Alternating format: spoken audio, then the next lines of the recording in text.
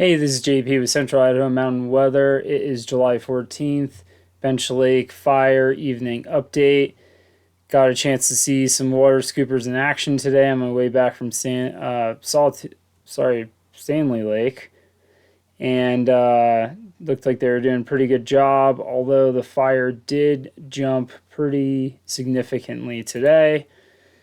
I drew a new line in based on some hotspot satellite telemetry and some pictures taken from the aircraft today. So, not sure if it started in the southwest quadrant here. We had a hot spot here yesterday, but it did more than double in size. They were reporting 200 more acres today. It looks more like 450 ish. We'll see if they did a thermal run over that tonight to see what the actual perimeter line looks like, but this is the best guess going on here.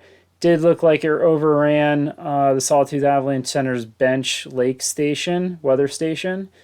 That thing has been down for a couple years now, but it's still a bummer that that probably was taken out.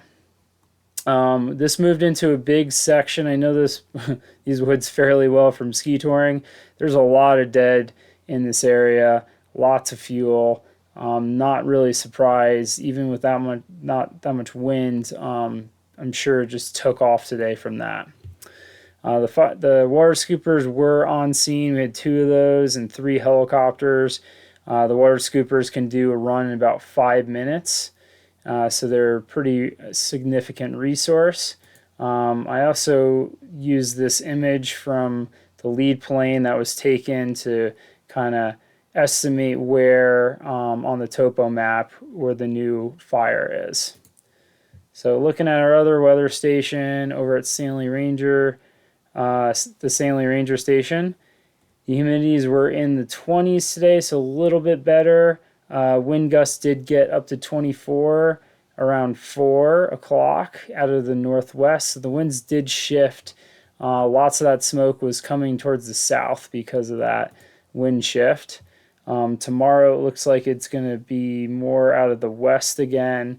Let's see what the HRRR has to say. Probably a little bit higher than this. The HRRR was a little under forecasting what actually happened today. We did have a couple sprinkles up there today, but that was not nearly enough to help douse this fire. Before I get too far ahead, I just wanted to say also there are 6 engines stationed at the Redfish Lodge to help protect that very old resource that we all love and enjoy so much during the summer. And we're now about 2 miles away from that. It seemed like it was never going to hit that thing at the start of this fire. At least that's what I had in my mind.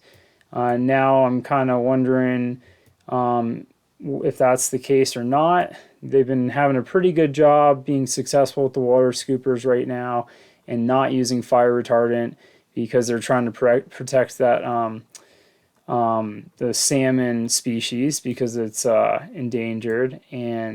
But they might pull out that card if they need to protect that resource.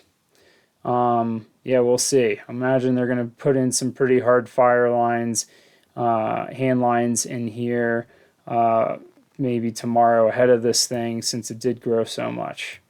We'll see what they say. There is a InstaWeb page set up for this. There's some stuff trickling in. They just changed command last night, so drove by the tents today. The IC is pretty big, so it looks like they are here to stay and here to help, and hope they knock this thing down before it gets any closer to the lodge. Oh, also wanted to bring up the fact I do not see any heat sensors over where Bench Hut is, and they did mark that as a valued resource on their fire map, which is really great to see. Hope they continue to protect that, even though maybe we're through the worst of it. I don't know. It's kind of hard to tell from this image.